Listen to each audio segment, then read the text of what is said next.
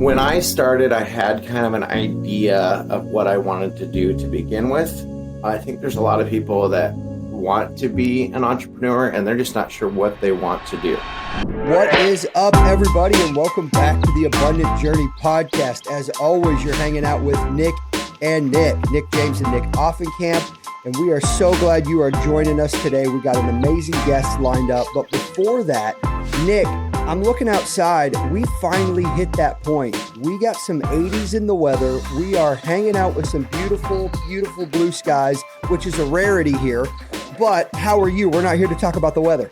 Dude, I'm sunburned and I couldn't be happier about it. So I'm all about this. But you're right. We're not here to talk about my sunburns either, because as you alluded to, we have a phenomenal guest, a guy that we know and love and have known for many, many years now, well over a decade. A guy who has been an inspiration to us in many ways. And why don't you bring him in? Absolutely. And super happy to be hanging out with Dave Sorensen, a Northwest guy as well. So he knows the feeling of that first sunburn of the year. But Dave, man, he is an entrepreneur. He is an investor. He has been doing all sorts of things from a very young age. And we're not talking about the candy bars and selling soda cans at school. We're talking about actually starting businesses from a young age. So I'm super excited to be hanging out with you, Dave. How are you, man? Doing great. It's a pleasure to be with you guys today. Been looking forward to it. Absolutely. No. Well, and thanks for hanging out with us. So we know you, we've talked you up a little bit. Tell us what you're doing today and what a day in the life looks like. And then maybe we'll go back to kind of those early years. Yeah. So right now, currently running a construction company that has kind of always been our staple. And then I've got some other ventures that we're currently trying to get going right now, 3 other additional ventures. And so, so day to day, just kind of running the construction company, managing guys and crews and customers. And then in my spare moments, I am trying to get these other startups going. So, and I have 2 brothers that work with me, so they help share the load on both aspects. One of them on the development side of the new companies, and then my other brother partners with me on the day-to-day operations of the construction company. So the bigger you get, the more you have to rely on really good people to help you. I've heard that. I've heard that many times. That's a good word. Now, construction is a pretty broad term. Do you guys specialize in anything, or has that changed over the years? Yeah. So initially we thought, well, we'll just do everything. And then we found out that it's not very efficient. And so over the years, we've just kind of narrowed it down to the aspect of it that we feel that we enjoy the most. And since we've done that, our profit margin has gone considerably higher. It's just a lot less stress, and it was a good move. And that happened right after we came out of the building recession. So prior to the recession, we did everything from excavation, foundations, anything that had to do with building, we performed or managed. And when we came through the recession, we thought, well, let's regroup and just specialize in one aspect of it. So what we do now is our specialty is framing custom homes and custom commercial projects. And then we also have a crew that does decks and patio covers. And that was mainly set up just to take care of our existing customers because it was a need that they had. And when you have a crew that's doing these big houses, you have a crew of, 4 to 5 guys. And on those smaller projects, it's not efficient to have 4 to 5 guys out on a patio cover or deck. So we formed a smaller crew that just 1 to 2 guys, and they do those smaller projects. Nice. So we have 3 crews that we run. My brother runs one of them. I run one of them. And then our third crew, a guy that's been with us since 2006, he runs the deck and patio cover crew. So, and he also does, like, if we have a smaller remodel projects that we need to do for our customers. He also handles that. Totally. No, I love that. Well, and again, I told you we were going to go back into your backstory, but you actually already hit on I think a nugget of wisdom for entrepreneurs. When people get started, you have this feeling of the sky's the limits and you can just do everything. But it sounds like through your journey, but also your experience, you guys realized a few years ago, this is not the way to do it. So dive in there just a little bit for a minute, because I'm just curious. I think that's really good for people to hear. So early on, when you start a business, you get asphyxiated with what you are doing instead of the business end of it. And it's a pitfall that I still fall into, where I get so focused on what we are doing and not the business end of it. And the business end of it is where you make money in business. And a lot of times you get so caught up in the day-to-day operations that you forget the big picture of developing the business and what is actually profitable.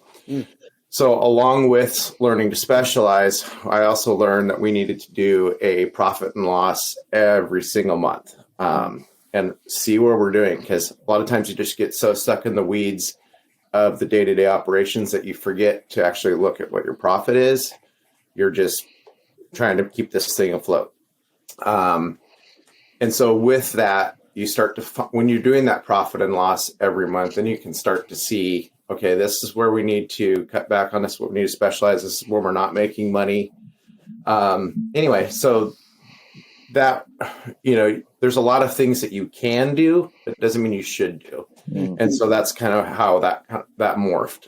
And if you are offering too many products, then you don't do any one of those products extremely well. And you can end up losing customers because you're just spread too thin. So anyway, hopefully that kind of answered your question. Yeah, that's really good. And just another question on that. Was it really just looking at the monthly P&Ls, you're seeing that there's the greatest opportunity for profit in the framing and the decks and patio covers? Or was it kind of a combination of, hey, this is profitable and this is with the crew that we have, people that we have, this is kind of what we're optimized for? How did you think through of all of the things that you could have done, narrowing it down to those things in particular? So I think it comes down to time and money. So a lot of the projects that seemed like they were going to be profitable ended up taking way too many man hours. And man hours is what kills you in any business. Your employee overhead is where it really kills you. And when we were doing everything, there was a lot of wasted time that you're not billing for, where you're picking up supplies or you're troubleshooting. Or when we were generaling, a lot of those houses would take 6 months. And if you looked at the end number that you were making for that project, it looked really good. But then when you started dividing it by 6 months, you're like, wow, that was a lot of work for not very much per month. Where once we started doing just the framing, we were able to, cut the cost way down, and it just simplified everything. So, yeah, that's a good word. Well, and I think so often, the banker side of me is coming out, and as we love to geek out over numbers, I think you're spot on with that, because so many business owners, they think, oh, we'll just do more in sales. But a huge piece of running the business is that being hawkish on the expenses, understanding the impact of time and labor and money and how they work together. And I think that's how so many people get themselves into trouble. So already starting off with some wisdom there. Yeah. Well, it's funny, before we started doing the P&Ls, you don't realize that a lot of times when you're really busy and you're just running the day to day, you don't realize until sometimes it's too late that you actually are going backwards. And, when we went through that recession, we were just, our head was down. We were on, just trying to work, trying to keep our heads afloat, and didn't realize that we were hemorrhaging money until it was pretty much too late. And so anyway, lesson learned, and moving forward, Because even if you have a lot of money coming through your books, it doesn't mean that you're profitable. It just means you're moving a lot of money around. That's right. Nope, that's good. Well, and I think you alluded to it that moment in time where things looked pretty bleak, and I think that's a significant part of your story. And we'll get there, I'm sure. But take us back further. I mean, you're doing construction, you're doing it with your brothers. Did you set out to do this and be your own boss? What has your journey into entrepreneurship looked like? So from a very young age, that's what I wanted to do, is just own my own business. And I was very naive. You think that owning your own business is like, you can be your own boss, you can run your own schedule, you're in control. Well, in reality, when you own your own business, your business owns you. You can't just take vacations whenever you want, especially when you're fairly new to business. If you're gone, the business is shut down, and then nobody's there to run your employees.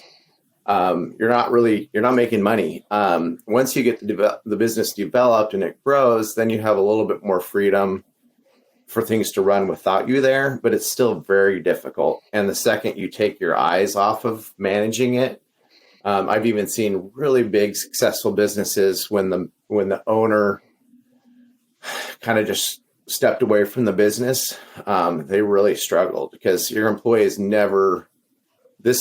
your business is not their baby, it's your baby. And, you can't just step away. So anyway, early on, I was excited about being self-employed, and I thought, landscaping would be kind of a good gig because it's fairly inexpensive to start. I had some friends that were landscapers and they did quite well. Like, well, mow lawns, install landscapes. And I thought, well, that's a pretty good gig because you can get into it fairly inexpensive and it's something that you can grow. And I still think that is a great business. But I believe that the Lord had other plans for me and kind of redirected my paths. So when I was a teenager growing up, probably from the age 12, I would work for farmers. And then at 14 is when I don't want to start doing landscaping.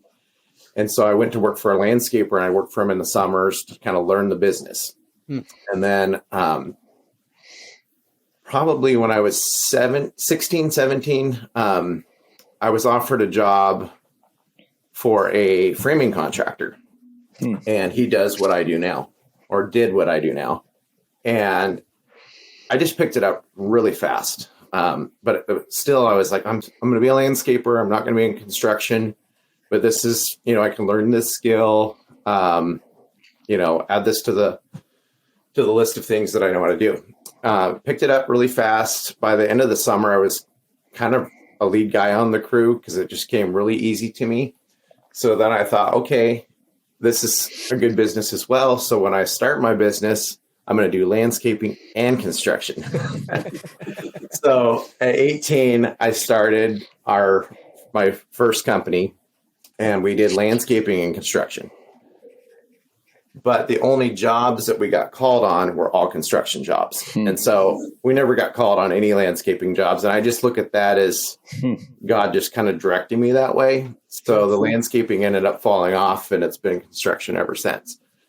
At 18, I ran that for about a year, and it was very beneficial because it taught me what I didn't know. I thought I knew everything there was to know. And when I got into it, I realized you don't actually make your money by doing the work. You make your money by estimating the jobs. And I was used to making, back then, I was like $12, $15 an hour. And I thought, when I looked at jobs, I'm like, oh, if I bid $20 an hour on this job and I know I can do it in a day, well, that turned into it taking 3 days. And I ended up making like $8 an hour, but I own my own business. So I'm like, okay, I need to regroup and get some more experience. So I went to work for a couple of different general contractors and just learned a lot more. I had an uncle that owned a road construction company. So I worked for him for a while, learning how to do road construction and excavation. And then right after Janelle and I got married, I started a partnership with a guy, and we did framing, and it went really south. Partnerships are very difficult. So kind of to get out of that partnership, well, actually, Lord kind of brought it along. A big builder in the area offered me a job to be a superintendent for him. And that was a good way to segue out of that partnership. And so I worked for them for a year managing subdivisions. And I'm like, I just have to do my own thing. It's just hard to work for somebody else. So that's when I started this company that I currently have. And that was, I think, 2003. That's when I started the current business that we're in. I love that piece, and we talk to so many of our guests. There's always the education phase. And, you set out to do something, but you started learning from other landscapers. And then you got the opportunity in the framing and you started learning and then realized your education needed to continue. And so then you were working for general contractors. So education's been a huge part of your journey along the way. How do you attribute that to where you are? Well, you never stop learning. I mean, I learn new things every day. I've been in the construction industry, since I was 16, and I still never stop learning. And along with the construction side of it, you never stop learning as a business person on how to manage a business. I don't think you ever arrive. You just keep learning new tricks. I remember the story of this successful business guy. One of his assistants says, what's the secret to your success? And he's like, well, it's making good decisions. And he said, well, how'd you learn how to make good decisions? And he's like, by making a lot of really bad decisions. And so over the years, I still make bad decisions, but I try to learn from those bad decisions so we don't repeat them. But yeah, that's I don't think there's a success story without a lot of bad decisions along the way. But yeah, there's a Winston Churchill quote that I like. He said, success is moving from one failure to another without losing energy. That's a good line. Without losing enthusiasm. That's a good line. Yeah. And I was thinking too, one, I was just curious, do you remember what your first job was when you started the construction landscape combo company at 18 I years do, old? actually. Yeah. So it was my first customer. And I think he was kind of taking advantage of me looking hindsight, but I'm glad he took advantage of me because it offered me an opportunity to, jump in the deep end. So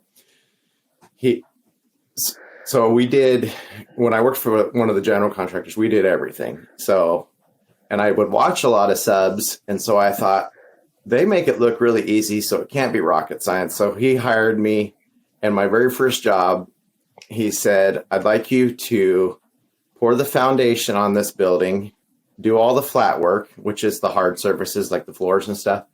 And he also wanted a work pit poured, so for working underneath the cars. So we had to dig a hole and pour. It's a monopore where you have to pour the floor and the walls all at the same time, so the thing is sealed up. And I'd never done any of that before. I'm like, I guess we'll figure it out. So yeah, we're out there figuring out how to pour this foundation, do this flat work, pour this monolithic, pit.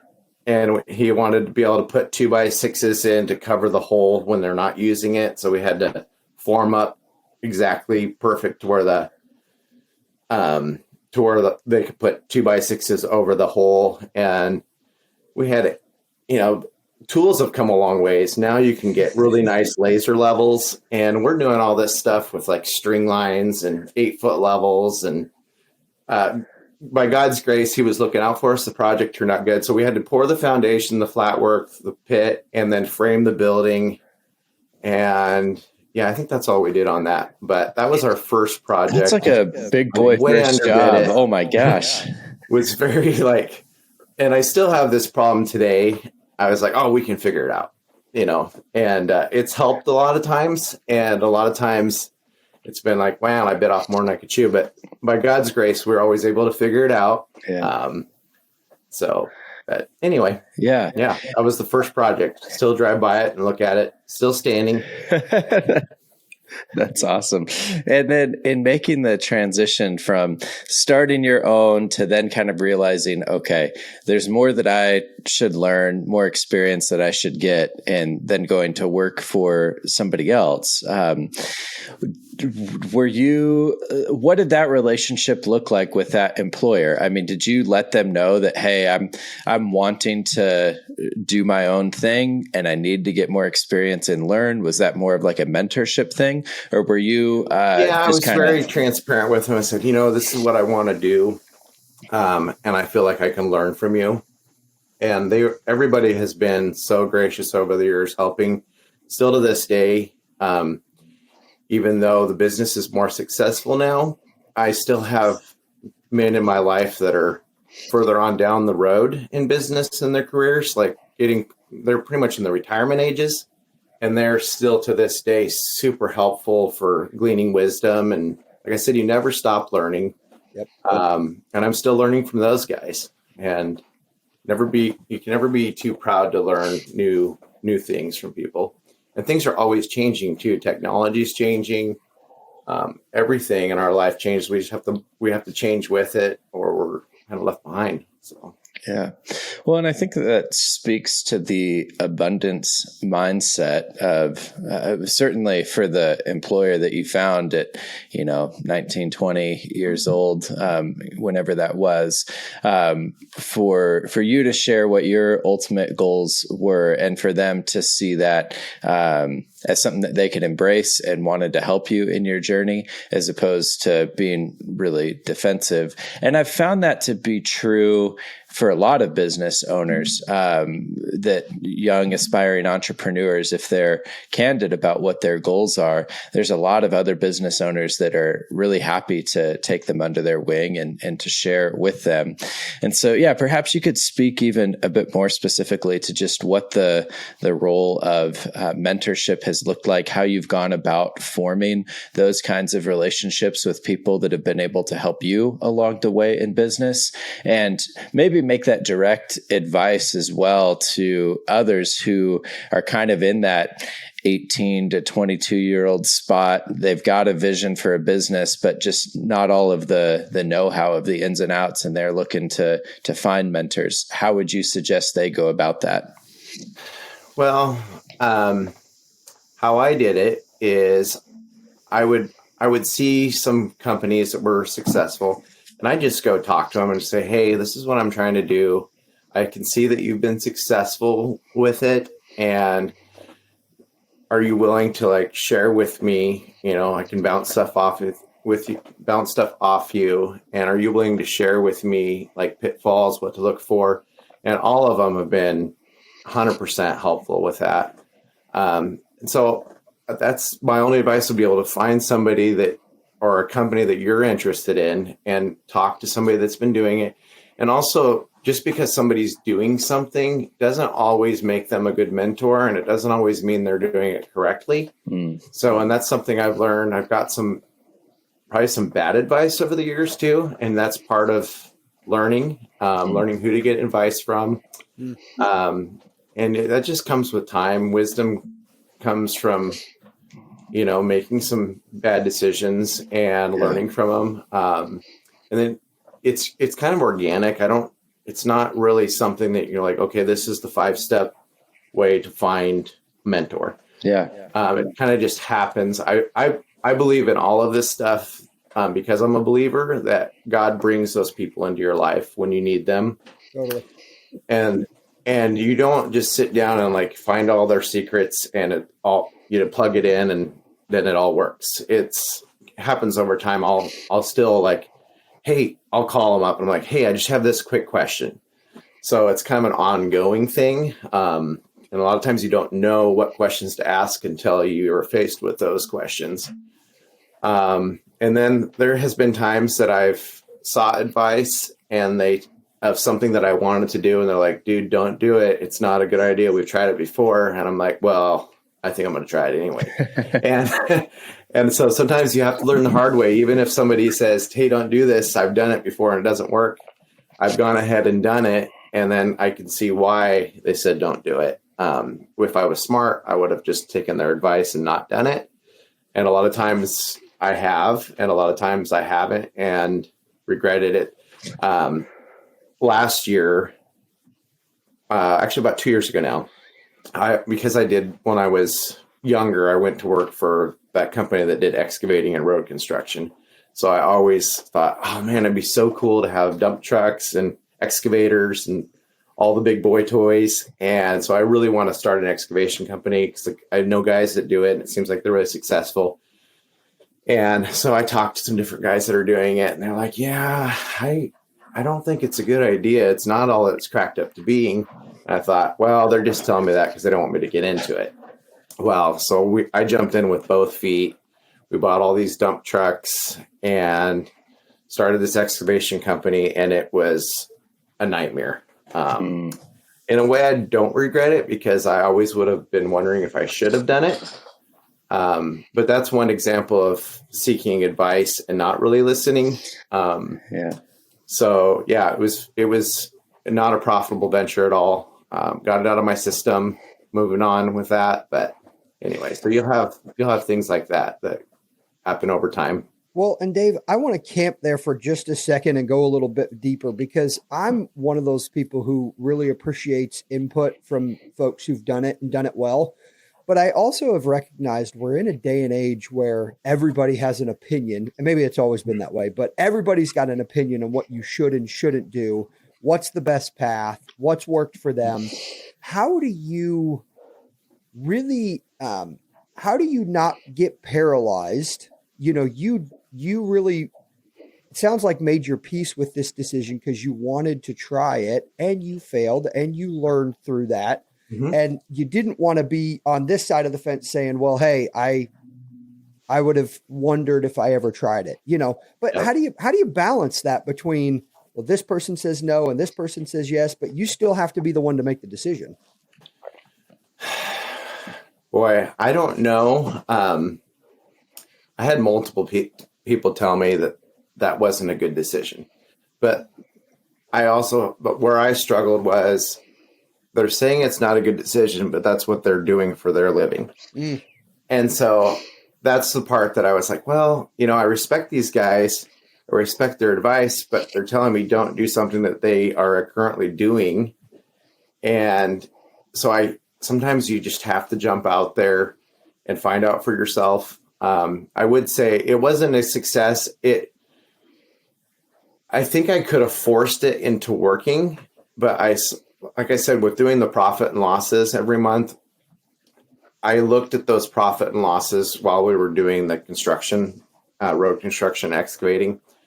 And I was like, the risk versus reward is not worth sticking this through. Mm-hmm. Because it's several $1 million of investment and you've got to bring in so much revenue every month to feed that I just came to the conclusion, I don't think the risk is worth the reward. There's other ways to make a lot of money without having that much on the line. Mm. And so that's why we decided to call it quits on that part of the operation. We probably could have forced it and made it work, but I don't think the profit margins were there to make it worth doing. So, and then when you do fail at something, you need to learn from it and move on. Don't dwell on it, because you can sit there and beat yourself up. Man, I wish I'd have done that. Should have done this. Should have done that. You know, learn from that and do that once, but move on, shake it off, and put it in your rear view. And that's what I've always tried to do is when you make a bad decision, don't sit there and beat yourself up on it forever. Just learn from it and move on. Dave, it sounds like, you know, there's that level between having to learn on one end and having to still, you know, be at peace with the decision and go forward. But I think you're also speaking to maybe if there's multiple voices and multiple people are saying, hey, this probably isn't the right thing for you, you definitely want to pause and still listen to that. Yes. Part of that, I think, is a personality thing. I was the only one in our family because my dad wasn't an entrepreneur. My parents weren't. And growing up, you'll still run into this in business. You have a lot of naysayers and people that are always they always share all of the difficulties, and they're like, you don't want to do this because of this or that, this or that. And so at a young age, I had to kind of weed through that a little bit and decide, hey, I still think this is worth doing. And 90% of the time, it was the right decision. So sometimes advice in your life, and that's why I say when it comes to making business decisions, I would say only talk to business people, entrepreneurs, because the people that aren't entrepreneurs, they're not for a reason. And it's usually because they're very risk adverse. And so they're never going to step out of their comfort zone. And the reason they're doing what they are doing usually is a lot of times it's out of fear of the unknown. And so a lot of the advice I've got over the years from people that aren't entrepreneurs, I learned you just actually can't go to those people for advice because they're always going to tell you a million reasons why you shouldn't do this venture. So always go to people that are entrepreneurs and that have been successful. And then sometimes you're still going to move ahead with the decision, and sometimes it works and sometimes it doesn't. But a lot of times I have taken their advice and haven't gone down that road, and it was good. So That's good. anyway, because all these people we're getting advice from are still humans, and they're still fallible. And there's a lot of success stories of people that everybody told them they were crazy. They're like, don't do this, you're crazy. And then we know them today as being super successful in the field that they went into, with everybody telling them not to do it. Yeah. So a lot of times you have to look at that too. It's not always, if you don't follow their advice, it's going to be a failure. But it's good to get advice, and at least that way you can make an educated decision. And if you move ahead and it doesn't pan out, well, you probably should have listened to that advice. If it did pan out, then so I don't know if that 100% answers. I don't think there is like this perfect recipe of safety in business when you're, especially with new ventures, where you're like, okay, I've got all the advice. I'm going to make all the right decisions because I'm going into it with all the information. You definitely, like I said, you learn over time of some of the key things to be aware of and watch out for. Yeah. So hopefully that kind of answers your question. That's super helpful. And since we're kind of on the topic, I'd love to talk about risk, because you mentioned how those who are not entrepreneurs generally have a much lower risk tolerance, sort of inherent to entrepreneurship, is having some stomach for risk. There's a few different directions that I'd like to go. The first question that I have, though, is just how has your tolerance for risk changed over, your 20 plus years in entrepreneurship now? Do you feel like you've gotten more risk tolerant, less risk tolerant? Has it just shifted what risks you're willing to take? I think my risk factor has got worse.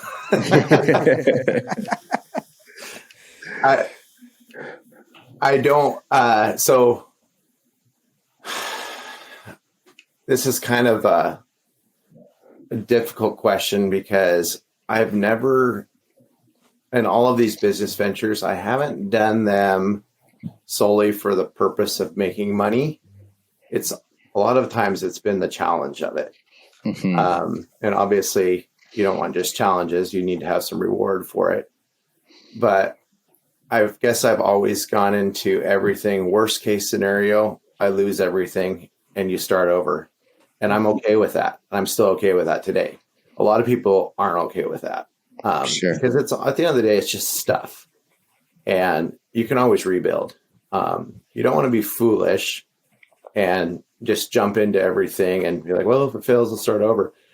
But at some point you have to, when the rubber meets the road, none of our businesses are successful without God's blessing. And even if you've checked off all the boxes and you're like, this is going to be a foolproof method, if God doesn't bring customers and doesn't bless that effort, you're spinning your wheels. And so all of it ultimately comes from his blessing. And I believe he gives us wisdom along the way to help us through these things. Even like I've seen over and over where I've gone into things not having a clear picture of how everything's going to work out, but God always works it out for me, and blesses it in spite of my foolishness. And so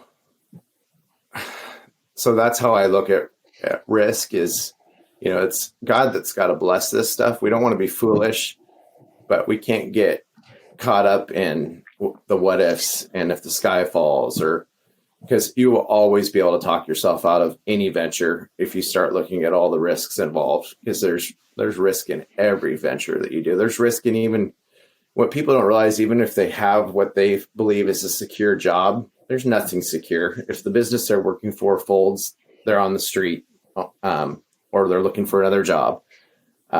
There's so many things that are outside of our control that we feel like we have control over, but at the end of the day, we have control over nothing. We have the perception of it. And so that's why I would say, I still haven't ever let up on the risk factor.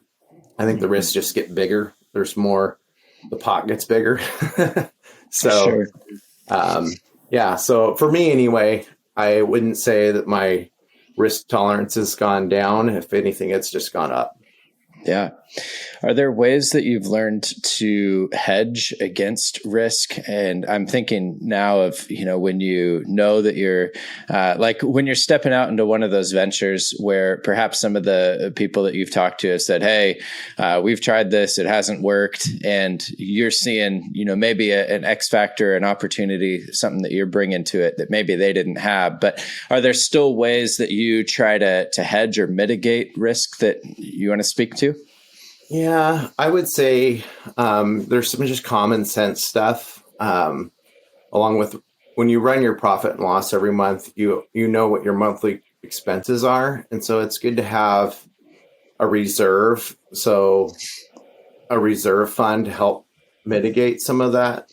And so that's what we try to do. And when I'm going into a new venture, I kind of look at the same way. Okay, how long can we make this thing float before it pays to make it worth it? So you've got to look, there's some of it, a lot of that goes into it, but,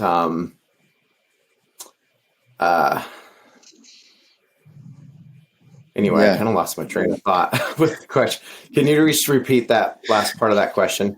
Yeah, just ways that you have hedged. I mean, speaking to having the reserves as well as looking at how long you can make a new venture float as you're trying to get it off the ground, I think is good. And I mean, I imagine that there's some of hedging against risk with what you were talking about with the excavation side of the business that you were getting started, and knowing when to pull out of that versus continuing to just try and force it. I mean, that to me sounds like an example of hedging. Yeah. So I do think you need to know when to jump ship on projects. Basically that one, what that turned into was when we were doing the profit and losses every month, it basically came down to our expenses were pretty much the same as what our income was. And if we weren't able to bring in at least the amount that we were bringing in, we would be going in the negative. And we never went into the negative. We always brought in enough to cover those expenses, but it was a lot of liability because we're talking, $20,000 a month in payments on stuff. And so there was just not a lot of room for error. And I did not see that changing anytime soon. So that's why I was like, this is a lot of risk for not, if everything went well, the reward still isn't worth all the risk that goes into it. And that's why we decided, let's just redirect and shut this part down. And again, I don't regret doing that because I always would have wondered if I should have. Yeah. And then another, I'd say kind of a character flaw of mine is I don't know how to do things halfway. So probably the smart way when I started that business would have been one dump truck, one guy, start small and work up. But I'm like, no, we're going to get 50 trucks going and we'll start with 3. And so I always have these really big, grand ideas. And that's just been my personality, and it pays off a lot of times. And then a lot of times you've just created yourself a bigger hole. So I love that. I love that share, and the experientially you've gone through it, and sometimes you just got to dive all in. There's probably some level of you wondering, if I didn't do it, what would have happened, but also if I only did it half-heartedly, what would have happened? So yeah. I think that's, that makes sense. Dave, curious, we're talking through your journey. We're talking about risk. Faith is a huge part of, being able to overcome some of that risk. What would you say to the person who's on the fence and they're like, hey, I want to go for it. The risk is there. I mean, how would you encourage the young entrepreneur? Because, there's been the learning, there's been the education. What would you encourage them to do in terms of jumping in and deciding to go for it, knowing that their faith piece is there and the risk piece is there? So I guess I think the faith part of it, as far as I guess I don't think people are by any means a failure or less of a person if they're not an entrepreneur. I don't believe that everybody is created to be an entrepreneur. I do believe that God has a calling in everybody's life. And sometimes it's being an entrepreneur, sometimes it's not. And doesn't make anybody any better or worse. It's just they're fulfilling their calling in life. So I guess I would say, if you were meant to be an entrepreneur, you can do nothing but that. Mm-hmm. If you can get a job somewhere and be happy and content, that's what you should do. Because if you start a business and you're not, I guess I didn't have a choice in it. It's what I was created to do. And I had to start a business. I couldn't ever be satisfied working for somebody. If I could have been satisfied working for somebody, if you're in that situation where you're satisfied working for somebody and you're just not risk adverse, you shouldn't start a business. It's the worst thing you could ever do, because your business owns you and you're committed. And if you don't have, if you're not committed to it, it's not going to be successful.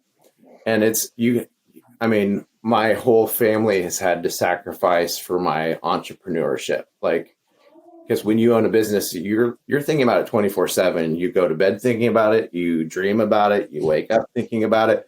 And it has a toll that your family has to deal with. My wife's been a saint because, when things aren't going well, I still am home, and it still affects attitudes.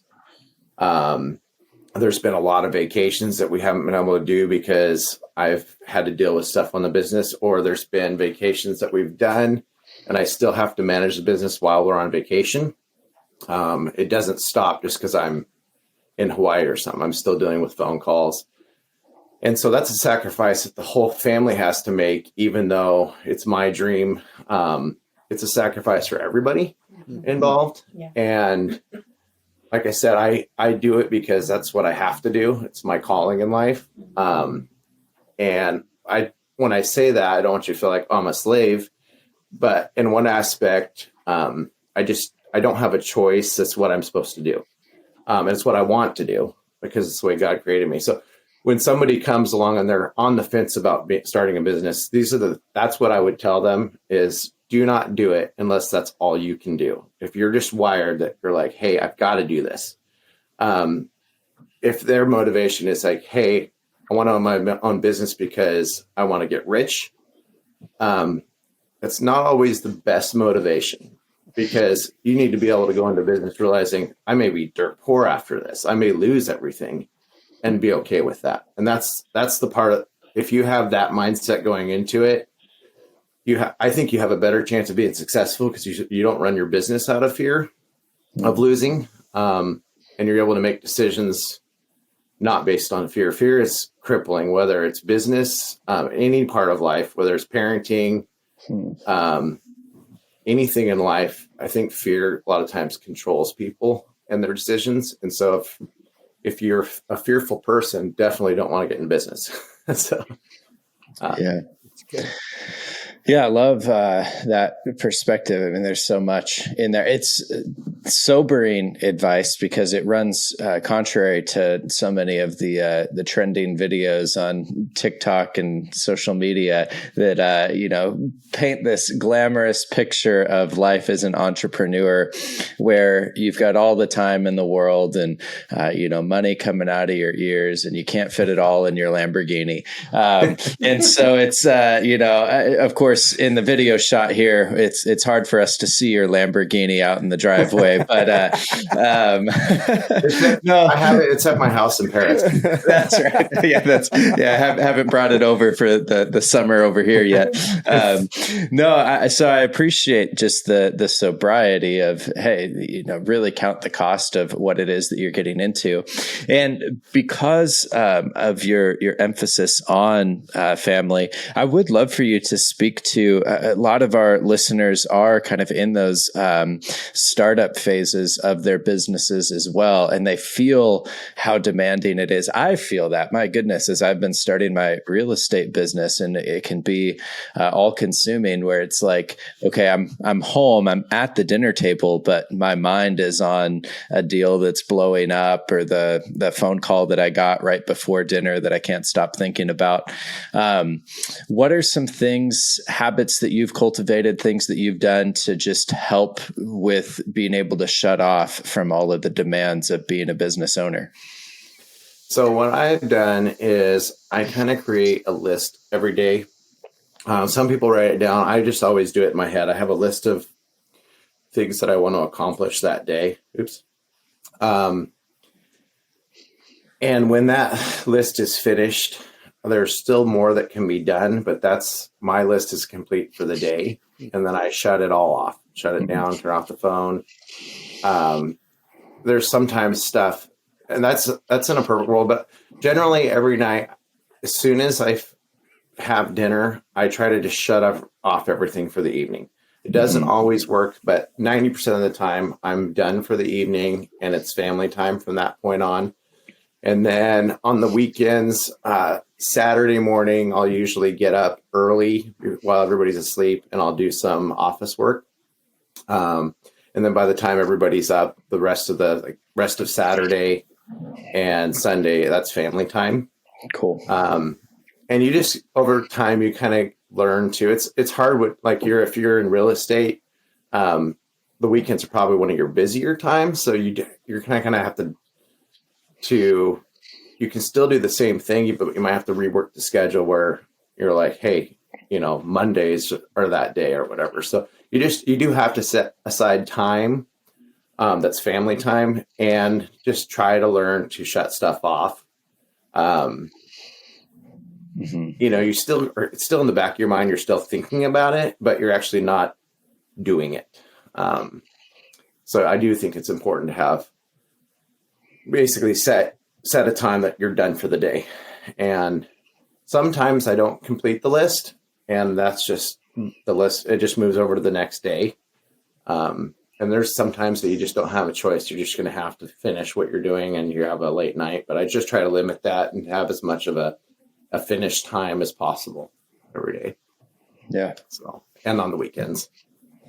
I think that's super helpful because, Nick and I actually recently just did an episode on hustle culture, and there is this mindset of, in order to be ahead, you got to be putting in 80 hours a week, and it's got to be your first love, and everything else needs to be sacrificed. But at the end of the day, I think you're speaking to it with the longevity, and there are other priorities and other things in life that have to get attention as well.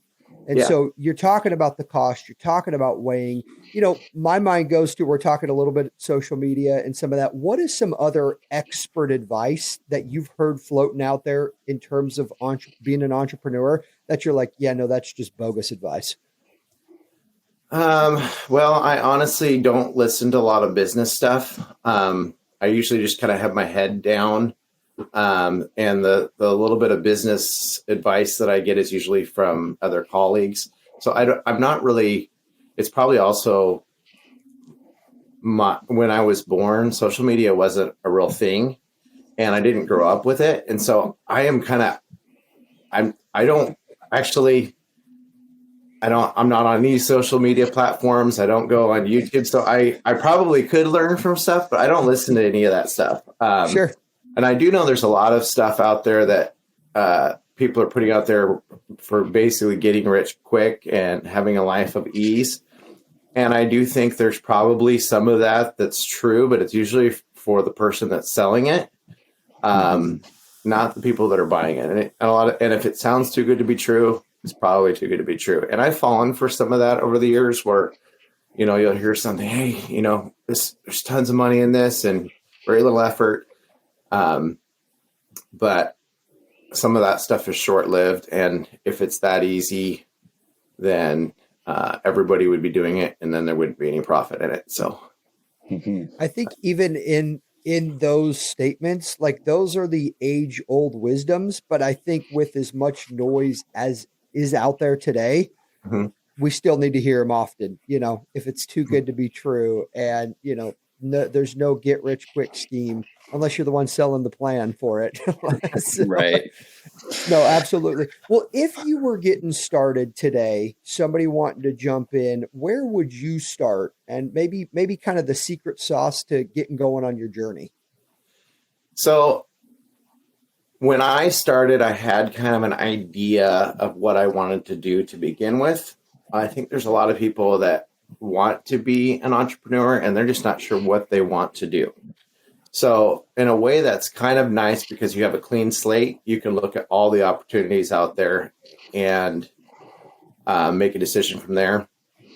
I recently got some advice from a guy that I wish I'd got this advice years ago, but he said his dad told him, number one, son, you want to own your own business.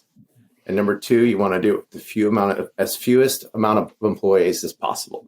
And I think that is such good advice. And so this guy, when he was trying to pick the business that he wanted to start, he looked for businesses that didn't need a ton of manpower, that he could grow without having have a ton of employees. Because employees, any entrepreneur will tell you that is their number one headache and their biggest expense is employees. Right. And the business that we have now would probably be 4 times the size it is easily if I could have the manpower, the skilled manpower to be able to grow that fast.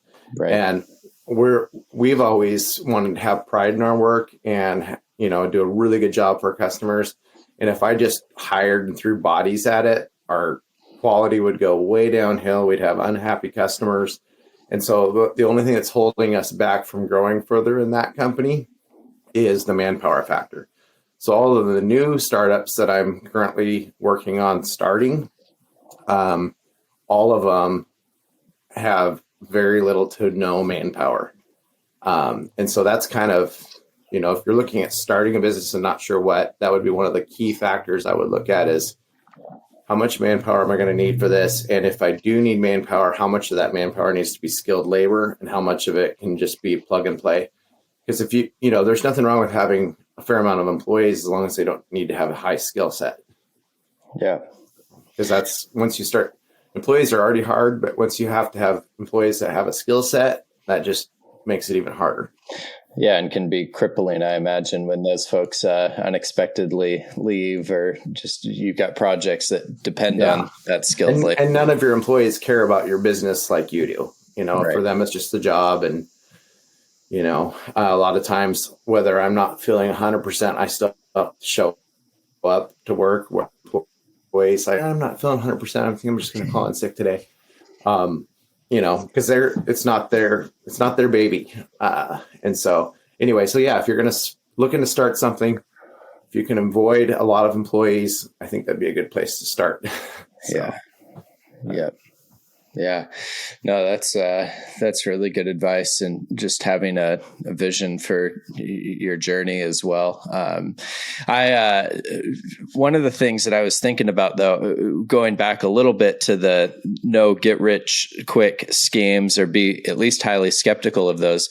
One of the things I do really appreciate about you is that you seem to have a really well trained eye for opportunity, and that's something that you kind of always seem to be on the hunt for, of like, all right, even if I don't think you have a get rich quick mindset whatsoever, but I do think that you see that there are different trends, and that as the market does different things, it creates asymmetrical opportunities that you seem to be really good at jumping on. And so I'm curious just how you've cultivated that eye for opportunity, and perhaps any advice that you'd have for others. Like, maybe there are folks that have a really great idea for an entrepreneurial endeavor or investing, but maybe the opportunity is just totally the wrong time. So I don't know. How do you judge if the timing of an opportunity? So I think it was one of you guys that was sharing with me one day about the story of a pallet making company that made pallets, and a customer came to them and said, "Hey, if we mill this stuff up, we can increase our production for less cost, and we're willing to put up the money to put this mill in." And I might be getting the story a little mixed up, but it was going to be a huge beneficial impact for that pallet making company, and they turned it down because they said, "We're in the business of making pallets."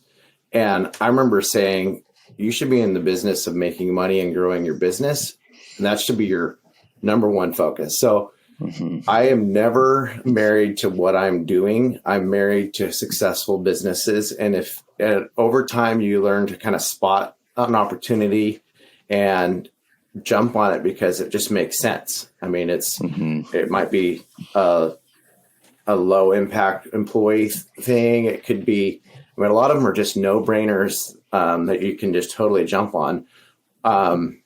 And one of the things, and this is kind of a controversial thing, but cryptocurrency, I've always loved that. And from early on, I was like, I think this is, and I've always thought, well, don't bet the farm on it, but I think it's a thing to stay, that's going to be here to stay. And I think it's worth investing in.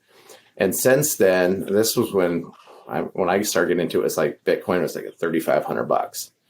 And it's very volatile. It's come up and down, but it's had an upward trend since when I bought in at like 3,500.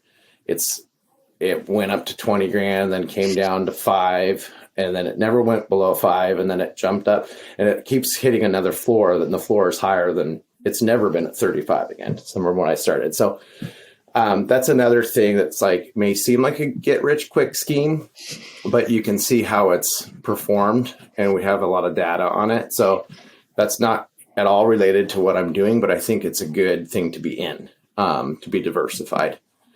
So, and there's a lot of other businesses and stuff that are along those lines that, you can get involved in and be able to spot being a potential win.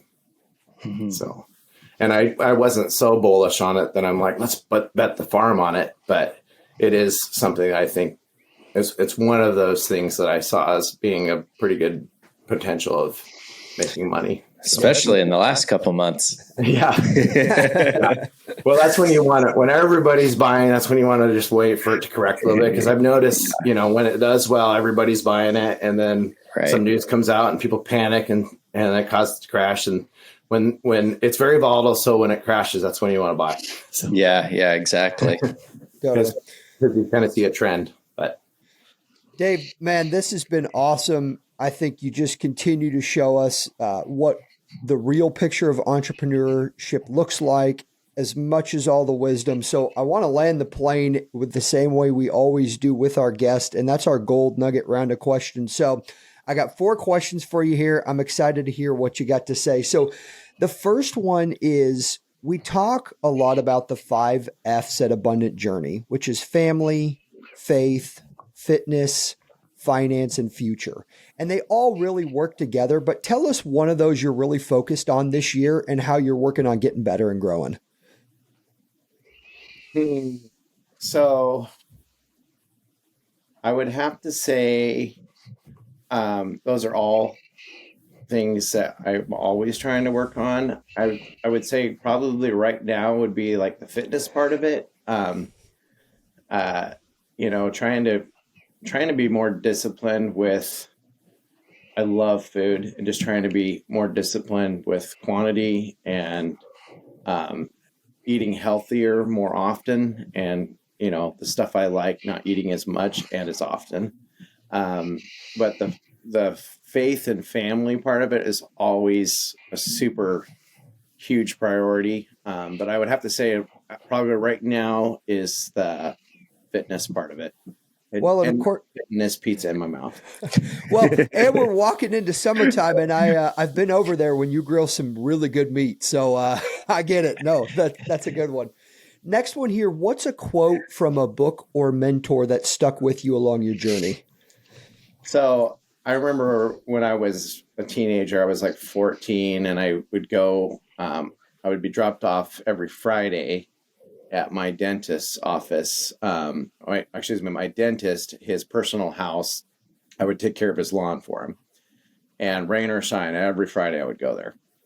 And my dad would drop me off and then pick me up at the end of the day. And sometimes the weather would just be either super hot or it was just raining sideways. And I was just there and had to do it. And it taught me a lot as far as just sticking with things and, toughening up and, sticking with the task. And his mother-in-law lived with him at the time. And I didn't notice, but she would be in the house and she would be watching me do all this work. And I never knew it at the time. And on my birthday, she gave me a card. And in the card was, she's like, I appreciate your diligence. And she had a verse in there that stuck with me ever since. And it's Proverbs 22:29. It says, do you see a man, excuse me, do you see a man skillful in his work? He will stand before kings. He will not stand before obscure men. When she gave it to me, it was actually in the King James Version. And it just says, seest thou a man diligent in his business? He will stand before kings. He will not stand before mean men. And that's kind of always stuck with me as far as the whole, what we kind of hit on with the get rich quick schemes and stuff. Just staying committed and staying diligent. You will be successful. Yeah. And so I think that was one of the ones that has just stuck with me forever. And from the age of 14.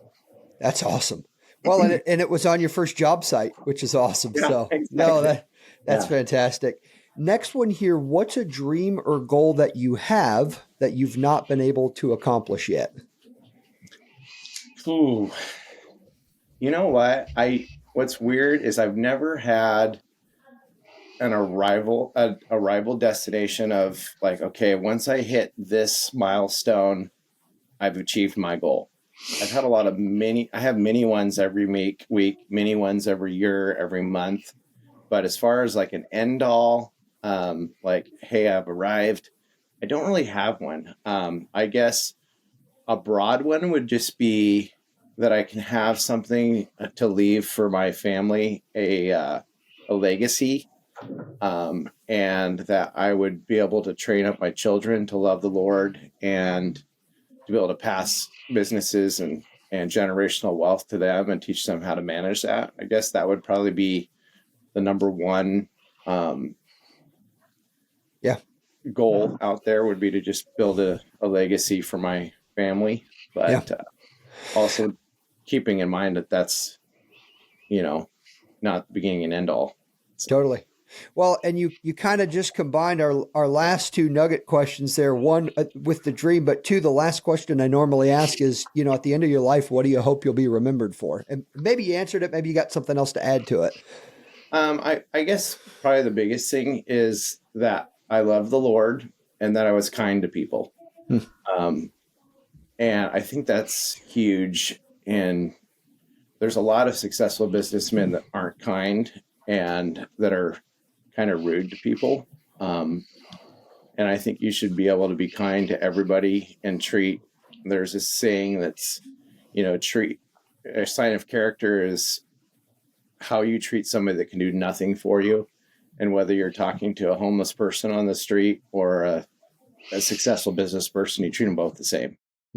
And just with kindness and humility. So, yeah.